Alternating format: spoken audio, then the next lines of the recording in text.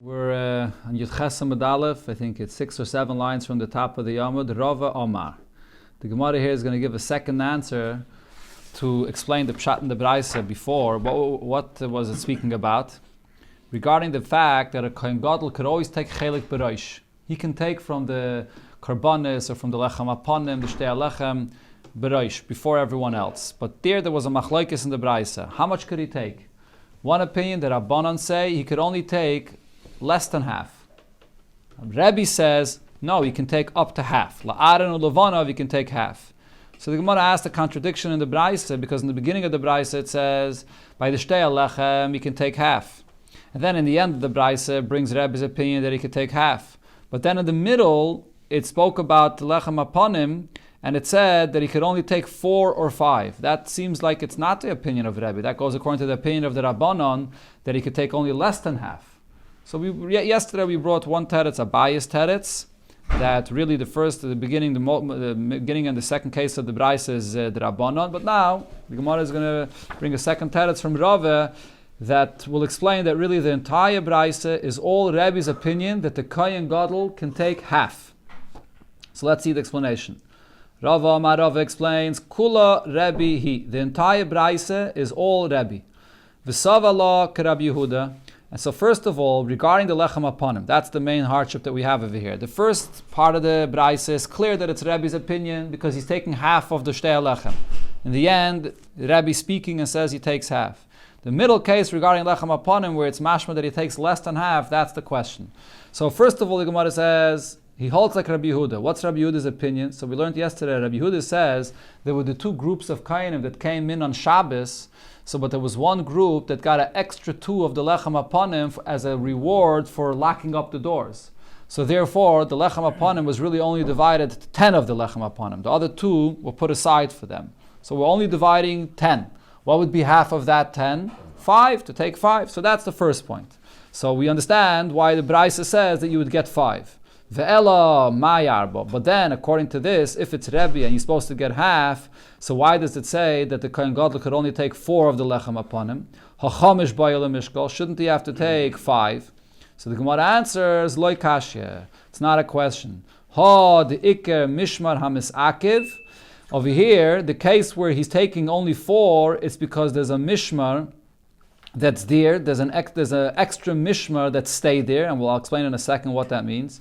And ha the leke mishmar hamisakiv. And here we're speaking about where there is no extra mishmar that's there. So Rashi over here explains that when it comes a Shabbos that falls out near a yontif. So let's say the yontif falls out on a Monday, or the yontif falls out on a Thursday. So there's a mishmar that came, and they arrived early, and because it's a yontif, they came already from before Shabbos to be there for Monday. Or because Yontif was on Thursday, they didn't get a chance to leave Yerushalayim before Shabbos, so they stayed there in the Beis HaMikdash over Shabbos. So the halacha is that those mishmaris that stay over there, because it was a Yontif nearby, so we put aside 2 of the lechem aponim for them, for that mishmar that stayed around over there.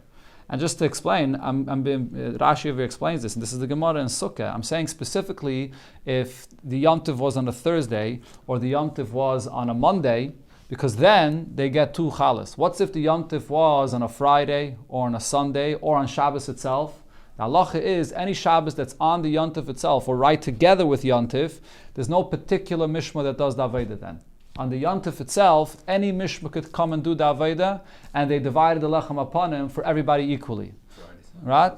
Yeah, and Friday, Sunday also, because it goes mamish together with Shabbos. But if it's one day removed from the Shabbos, so then there's a mishmar that was there, it's hard for them to arrive the day in between, so it's likely that they'll come early. So we want to make it easier for them to be able to come early or leave late, so therefore we put aside 2 chalas for them. So therefore it comes out, in a case where you have this extra mishmar that's there, besides the 2 chalas that we gave for that mishmar hanichnas that was closing the door, we also put aside 2 chalas for that mishmar that was staying behind or that was coming early, and therefore now we're only left with 8 chalas of the lechem aponim. And therefore it's that 8 chalas that was divided, and when you give the Kohen Gadol half, he gets 4 of them. So the Gemara explains, if you have this extra mishma that was left that stayed there, so then you're only dividing 8 of the lechem upon him. V'shakal arba. So the Kohen Gadol takes half of that, which is 4. But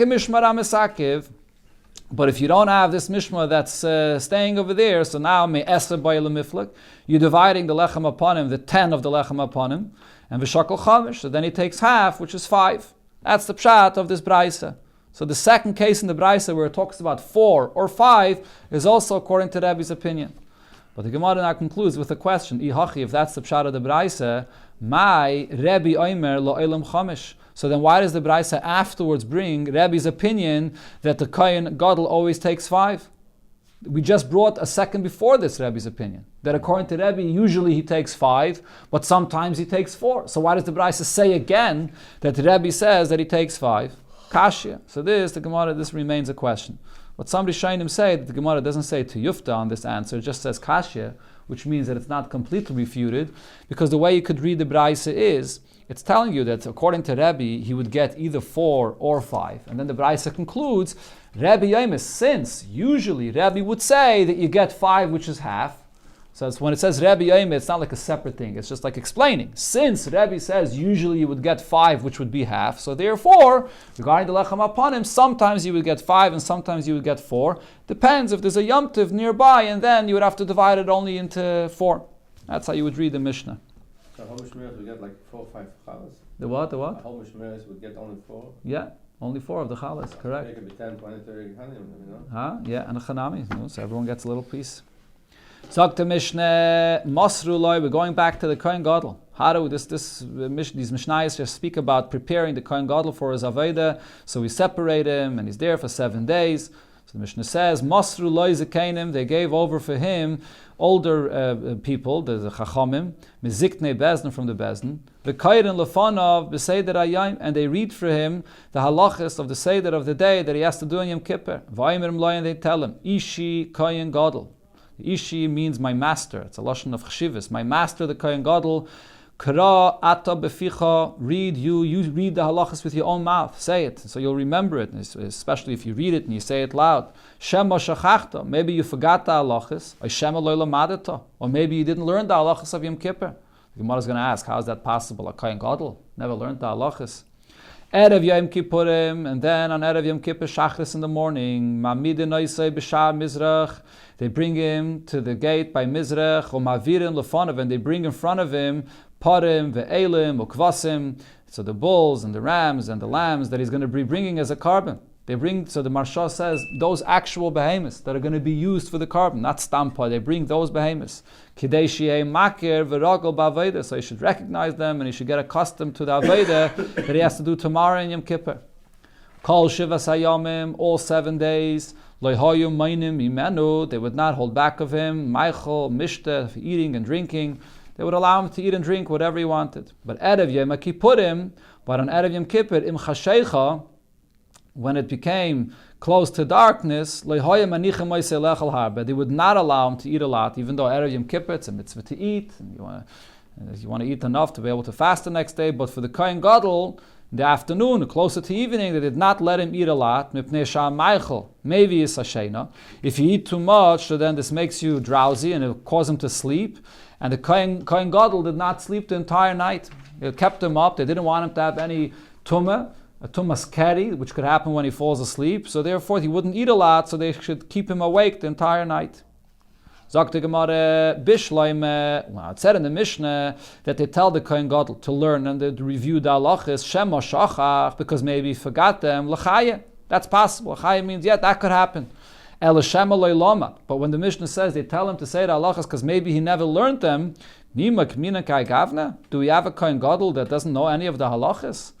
Tanya learned in the Braise, who do you appoint as a Kohen Gadol? HaKohen HaGadol Me'echav, the Kohen that's greater than his brothers. What does this mean? Sheyeh Gadol Me'echav, he should be greater than his brothers, B'koyach, with his energy, with his power, B'noi, and his beauty, B'chochmeh, his wisdom of learning Torah, U'ba'isher, and to be rich as well. Others add to this and say, Minayin, Shem Ein Loi, how do you know a Kohen Gadol that doesn't have money, there's not Oisher, that his brothers, the Kainim, have to elevate him and give him money to be rich. How does he become Gadol? Me'echov, which means Gadleyu Mishel Echov. Elevate him and make him rich from his brothers. So the point is that you see here in this Braise that the Kohen Gadol has to be a Chacham, which means Torah. So how could you say that the Kohen Gadol doesn't know the halachas of Yom Kippur? Rav Yosef answers, like Kashya. So this is not a question, because Kan b'mikdash Rishon. This Braise is speaking about the way it's supposed to be, and the way it was in the first base of Mikdash, that the Kohen Gadol had all these qualifications.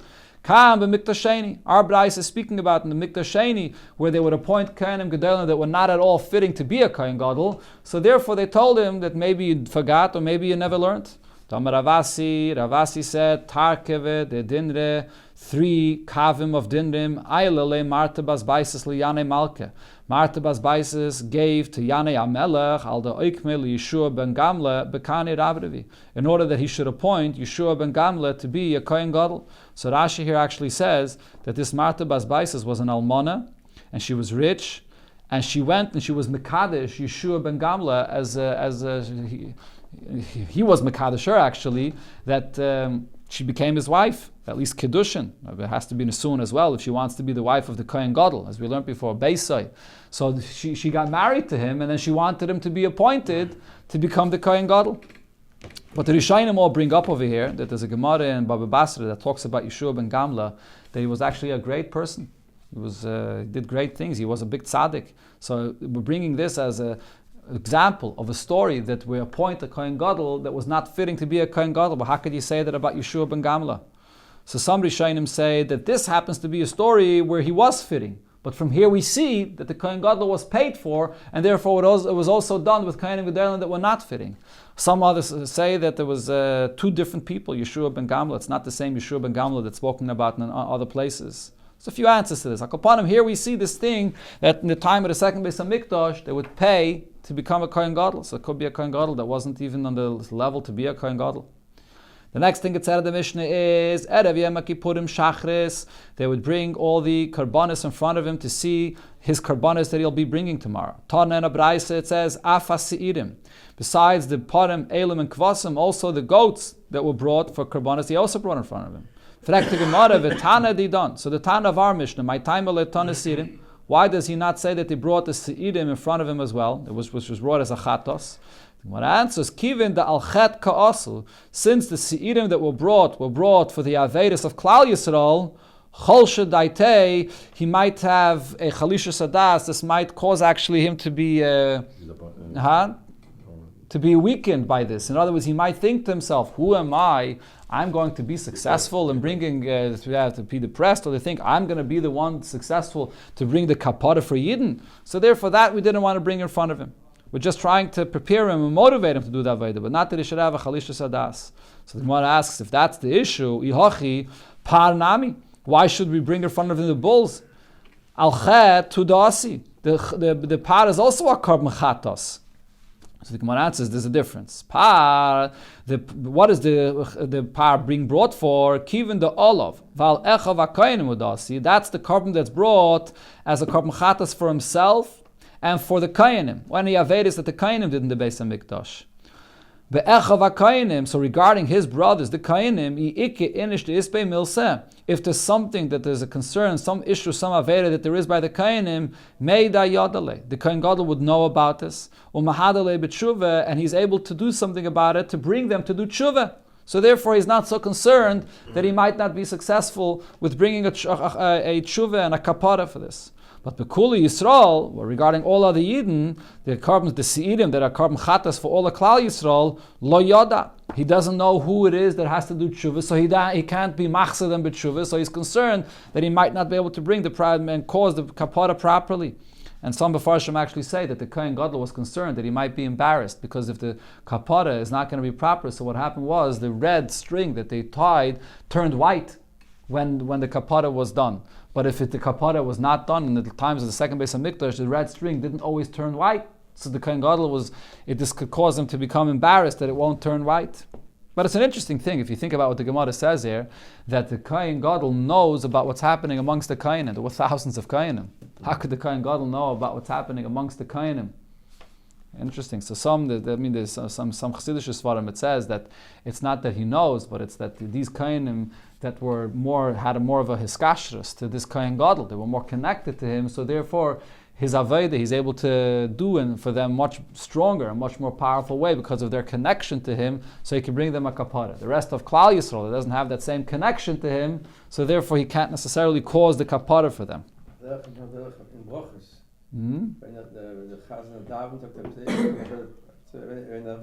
When he knows, so then he could cause for them to daven better for them, yeah. And what brings an interesting connection to this. This is what people say. If the son of your daughter, of the son of your sister, your nephew, is a police officer, if you see him in the marketplace, don't go in front of him. Why not? Because he knows you, he knows how much money you have, he knows everything that's going on by you.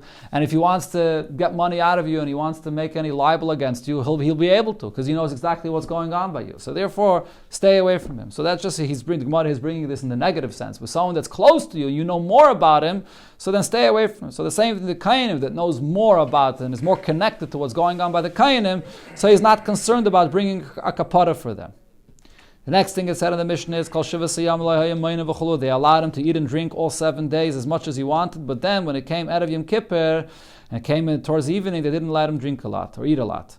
Tanya, Rab Yudah ben Akusai, Machile Noisai, they would give him to eat on Erev Yom Kippur, and this is the Erev Yom Kippur in the morning, Rashi says, saltais, foods from flour, ubeitzim, and eggs. Why? In order to soften his stomach, that he should not have to use that the next day on Yom Kippur itself, he shouldn't have to be busy with going to the bathroom. Amrullah, so they responded to Rabbi Yehuda ben Akusa and said to him, Kol shekain, if you do this, you're causing a bigger problem. You're bringing him to chimum means you warm him up, that he should cause him to have an emission that should make him tameh. These are kinds of food that cause a seminal emission, so you don't want to feed him these kinds of foods. And now in connection to this, the Gemara is going to bring a bunch of different foods that we don't want to serve a Kain Gadol for this reason. Tanya and Abraisa, we learned Sumcha said in the name of Rav Meir.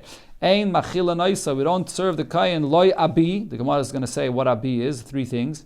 V'amrila, others say, he said, loy ababi, v'yashayimrim, and others added and said, af lo yayin lovan. Also not white wine. So what's the Rosh Tevis of these things? Loy abi means beitzim.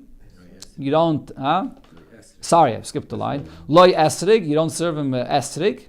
V'loy beitzim, and not eggs. V'loy yayin yoshan, and not old wine. V'amri lo, and then the other version, loy ababi, loy esrig, v'loy beitzim, and they added v'loy basa shamin, and not fat meat. V'loy yayin yoshan, and not old wine. And v'yesh emrim, af yayin lavan. Afla yayin lavan, also not white wine, and the reason for all these things is mipnei yayin lavan, and the white wine as well. Maybe it's adam lidei tumah. They can cause a person to have an emission that will make him tameh. In connection to this, the Gemara brings a similar thing regarding a zav, that there are certain things that cause a person to become a zav. Tana Rabbanon and Abraisa we learned zav. When it comes to a zav, toilin loy b'meichel, we cause the fact that he had such an emission to become a zav, to be tameh, if he eats too much, or v'chol mine meichel. There are certain kinds of foods, even if you don't eat a lot of them, they cause you to become a zav. Right, so the halacha by a zav is, as Rashi here brings Bekitzer, if a person eats something and that causes him to become a zav, so if you see an emission once, you become tameh. Doesn't make a difference what caused it. But if you see a re'iyah of an emission of a zav twice or 3 times, if we know that it was caused by this overeating or certain kinds of foods, that's what's called a re'iyah ba'aynis, that it was caused by something else and it didn't just happen, and then he will not be tameh. But the thing is, a zav that became tameh, even though it was something that was caused by aynis, a zav has to count 7 days. If you had a re'iyah twice, he has to count 7 days and then go to the mikveh. If you had a re'iyah 3 times, he has to count 7 days, go to the mikveh and bring a carbon.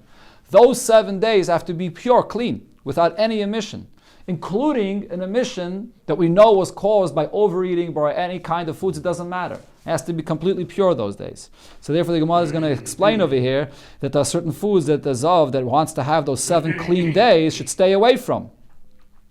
So therefore a zav that wants to have clean days, So the Gemara first brings it in a Rosh Tevis, and then it'll explain what it is. Loi chagavi, v'loi gavam, v'loi kol dvarem ha'meviim l'dei tumah. Any foods that cause a person to become tummy. So what are these things? Loi chagavi are loi chalav, milk, loi gvina, cheese, loi beitze, eggs, v'loi yayin or wine. V'loi gabam, what is this? Mei grisen, the water that certain beans were soaked in it. Grisen shall pull, beans. Basa shomein, and fat meat. Umurius, and the sauce from the fish, from the small fish. Those are the foods that cause an emission. And then the Braisa adds also not to eat other foods that cause tumah, so it's meat as others. What are they? This comes to add also that it said in a different Braisa, there are 5 different foods that cause a person to become tummy. What are they? Shum, garlic, shachalayim, cress, v'chalagloiges, which is porcelain. You know what that is? Okay, me neither. V'habeitzim, and eggs. V'hagarger, and arugula. All right, I got the translation right? Rockets. No, they have a different one there? Rocket, yeah. Rockets? Rockets, I don't know. Okay, never had it. Okay, so these are the foods that cause a person to have an emission. The Mefarshim here say that it's interesting because before the Gemara was speaking about the Kohen Gadol, and it only brought up esrig, beitzim, yain yashon, or basar. It didn't mention all these other foods. Here we're talking about the zav. It gives you a whole longer list. So the Rambam says that true, the whole longer list that it says here applies to the Kohen Gadol as well. Before it brought some of them, now it brings others, but it also applies to Kohen Gadol. But other Mefarshim say that no, by the Kohen Gadol it's actually a halacha, that you're not allowed to feed him those things, and therefore it only limits it to those few things that were more careful, more sure that it might cause tumah. These other foods that it mentions here, this is just the eitzah tova, b'negei ta'azav, and over here we're including more things, even more than what it was by the Kohen Gadol. So derech agav, the Gemara brings up regarding this last thing we mentioned here, gargir. What is the benefits of this gargir? It says in a pasuk, v'yotz echad l'asada l'laket eiris. This is a pasuk in Melachim. It was a time of a hunger, and the pasuk they said that someone went out to the field and he gathered eiris. I mean, eiris is translated as light, but what does this refer to? Tana mishmei Rab Meir ze gargir. He collected this food that's called gargir. That's very good. Rabbi Yochanan lama nikra shman. Good for the eyes. Good for the eyes, exactly. Gemara will explain now. Lama nikrishman iris. So then why does it have this nickname of iris, of light? Shemeiris is einayim, because it's good for the eyesight. Amar Ravuna says gargir. So you have this gargir im yachalach loy. If you could eat it, oichloi. It's good for you to eat it. Vim lav. If you can't eat it, mavira gabeyenov. Put it on your eyes, and it's good for the eyesight. But Amar Rav Papa, which gargir are we talking about? Begargirira. Begargira matzrena. Only the gargir that grows on the fences of the fields. Because those that grows in the middle of the field, so there's other vegetables or other things that grow there, so it doesn't have the full nourishment of the field, doesn't have the full kayach, but it grows on the border, so then it grows much stronger, and that's the gargir that has a strong power. Amar Rav Gidl, in connection to the same subject, going back to before, beneged to the tumah of a balkeri and so on. So Rav Gidl said, Amar Rav, in the name of Rav, achsanoi, a person that's a guest, lo yochal beitzim, should not eat eggs that will cause a seminal emission, v'lo yishan b'talisei shel balabayis, and should not use as a sheet or to sleep on a cloak that the balabayis will then wear during the day, because then if we'll have a riyah of keri, so then he might become embarrassed, he might become a gnai for him, that everyone will see this. Rav, the Gemara says as follows, Rav, when kimikla ledarshish, when he traveled, and he came to the city of Darshish, so he was away, he's traveled alone without his wife, and he wanted to be careful not to be guided any tumah, to have any emission of a keri. So therefore, when he came to a city without his wife, machris, he would announce, man havya l'yoma, who is available to be my wife for one day? I'll marry her today, and I'll divorce her after I leave the city, so that he shouldn't have any issue of tumah, to get married for one day.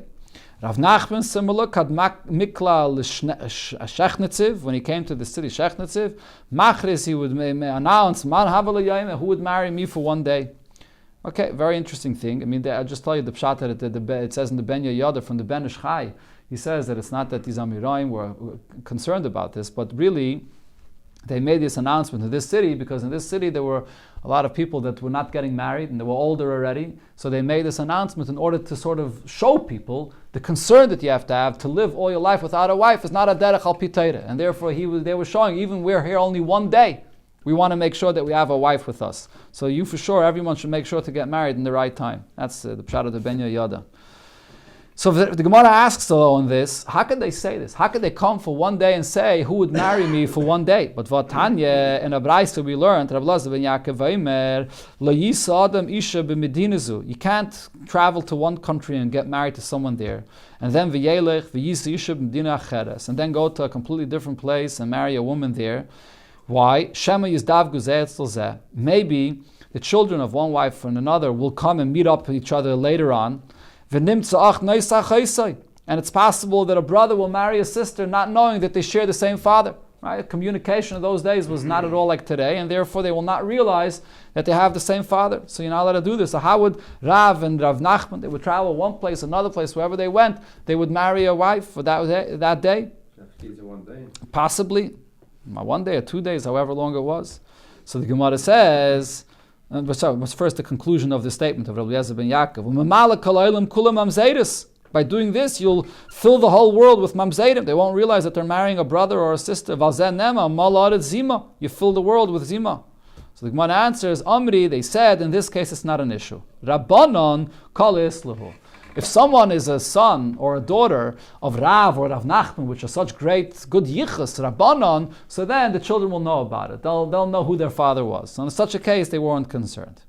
But the Gemara has another problem with what they did. But Rava said, the halacha is when a person comes to get married, when you are getting married to someone, you demand, or in other words, you make a schedule to get married to a woman, she was appeased to get married, she first has to have 7 clean days before she can get married.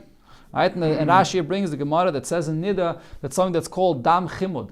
We're concerned that maybe because of the desire and because of her excitement of marriage, she might see blood. So therefore we have to set aside 7 clean days. So how could these chachamim come to a city and marry a woman in 1 day without putting aside 7 clean days? So the Gemara answers 2 answers. One answer is Rabbanon aidue have maydi lahu. Mikedem have maktimi. They would notify in advance. If they knew that they were traveling to a certain city, they would notify in advance. Umishadri shlucha, and they would send a shliach to let know that we're going to be here to find a wife that should be set aside and ready for 7 days in advance. Another answer, Yechudi have miyachtilahu. They wouldn't actually marry them. They would only designate. When it said before the case that they came to cities and they would marry a wife, doesn't mean they actually marry them. It means that they would set them aside for themselves, that they should be ready, prepared. It's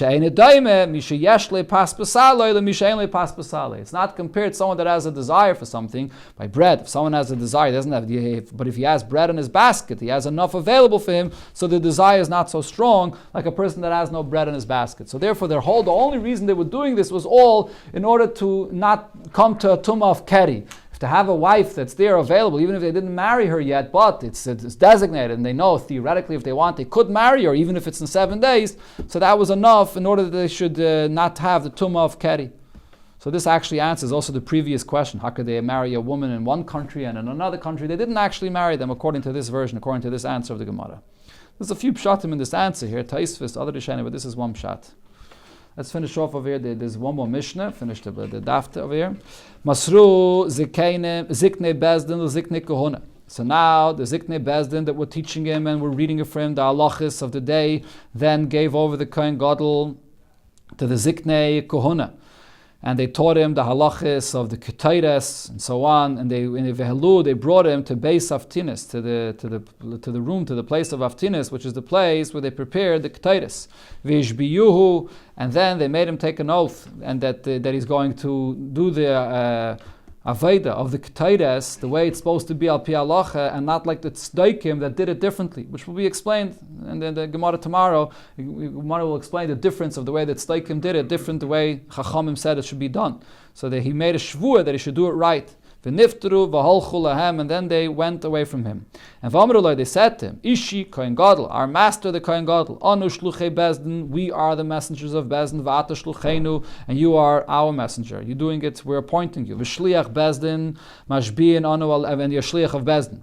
Mashbi'in anu alecha, you have to make a shvuah b'mi shesheichen shmoi b'bayis hazeh, in the name of the Eibishter that dwells in this house.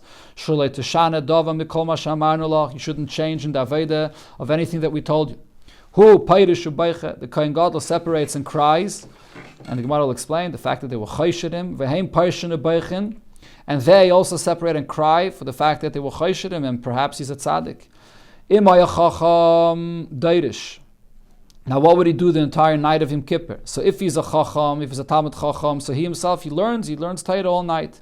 He doesn't sleep. So, in order that he shouldn't see any keri. Vim lav, if he's not a Talmud chacham, Talmidei chachamim darshim lefanav. Talmidei chachamim teach him Torah. They read Torah in front of him. Vim ragel likrais. So, if he can't learn, but if he could read from Tanakh, Kairi can read himself from Tanakh. Vim lav kairim lefanav. If not, they read in front of him. V'mek kairim lefanav. What do they read in front of him? Be'iyov or be'ezra, from the Sfarim of Iyov and Ezra, or be'divrei ayomim. So Rashi says these are more interesting things that should catch his attention, so he shouldn't fall asleep. Schaya ben Kavutl said, Pa'amim harba, many times I would be the one to read in front of the Kohen Gadol, and Karisi Lefanov be'Daniel. I would read from him from the Sefer of Daniel.